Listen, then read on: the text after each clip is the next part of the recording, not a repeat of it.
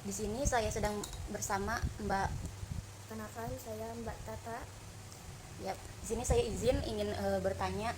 Nah, Mbak, barang apa aja sih yang paling laku di warung ini? Biasanya yang paling laku tuh ada bahan pokok seperti beras, telur, mie instan, terus rokok juga paling laku sih biasanya dibeli di warung. Kemudian kalau pilih barang buat dijual di warung, pertimbangannya itu ada apa aja sih? Biasanya kalau yang dijual di warung tuh yang pasti paling dicari ya sama pembeli. Terus kemudian harganya juga yang murah, sama stoknya gampang didapat gitu buat dibeli, apalagi kalau peminatnya banyak.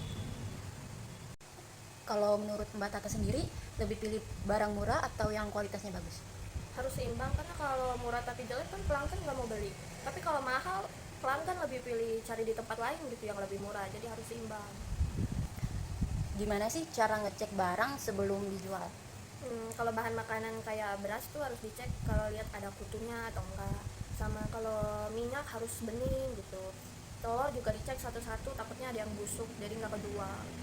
Pernah nggak sih dapat barang yang kualitasnya jelek?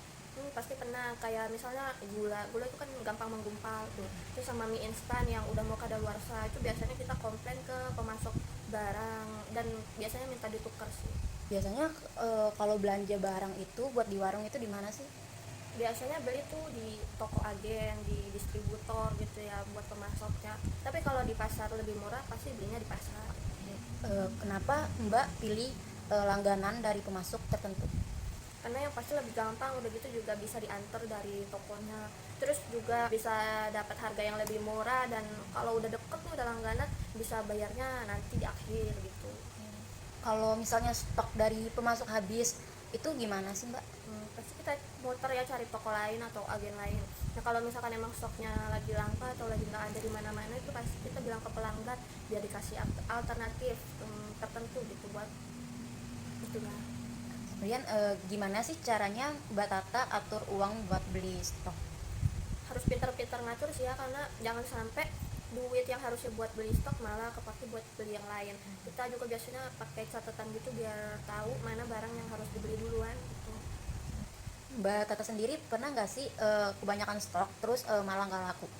Pasti pernah, karena kalau barang yang jarang laku tuh jadinya malah bikin numpuk di warung gitu, jadi harus belanjanya harus lebih hati-hati gitu. Eh, Barang apa sih yang paling sering naik turun harga? Biasanya barang itu tuh kayak minyak, telur, sama beras itu yang paling sering turun naik harganya per minggu, jadi harus pintar-pintar cari waktu yang pas buat beli pas harganya lagi turun gitu. Gimana sih alur belanja barang buat di warung? Biasanya pagi-pagi kita cek dulu stok apa yang mau dibeli dan udah habis di warung, terus cari di beberapa tempat buat bandingan harga. Kalau udah ada harga yang pas langsung kita beli, terus disusun di warung sih biasanya gitu. Ada nggak sih kendala yang sering terjadi pada saat belanja stok? Kadang tuh kalau lagi belanja ada aja kendalanya, kayak tiba-tiba harga naik mendadak, terus stoknya habis, atau enggak tiba-tiba hujan deras, itu kan jadi repot bawa barangnya. Terus kendalanya Kalau misalnya stok kosong tapi pelanggan nyari terus, itu kira-kira gimana ya Mbak? biasanya kasih tahu ke pelanggan kapan barangnya bakal di stok lagi, sama kalau emang benar-benar nggak ada, kita bilang ke pelanggan merek lain lah atau barang yang sama tapi beda brand gitu misalnya. Ada nggak sih aturan khusus dalam jualan di warung sembako? Ya, biasanya paling kalau buat bahan makanan kita cek kadaluarsanya, terus kita juga nggak boleh jual barang ilegal atau yang asal usulnya nggak jelas. Gimana sih cara biar harga tetap bersaing? Nah, yang pasti kita cari toko pemasok tuh yang harganya bersahabat gitu, apalagi kalau udah langganan. Biasanya kita kasih promo atau diskon tertentu biar pelanggan juga tetap belanjanya di warung kita gitu. Pernah nggak sih Mbak ada inspeksi atau pemeriksa dari pemerintah? Pernah ada, itu biasanya karena kadang ada tentang ketentuan harga barang yang baru gitu, misalnya kayak minyak goreng atau gas LPG. Itu biasanya kita mah santai aja sih, karena kita kan jualan sesuai aturan, tidak melanggar hukum. Sekian wawancara saya hari ini bersama Mbak Tata. Kurang lebihnya mohon maaf. Assalamualaikum warahmatullahi wabarakatuh.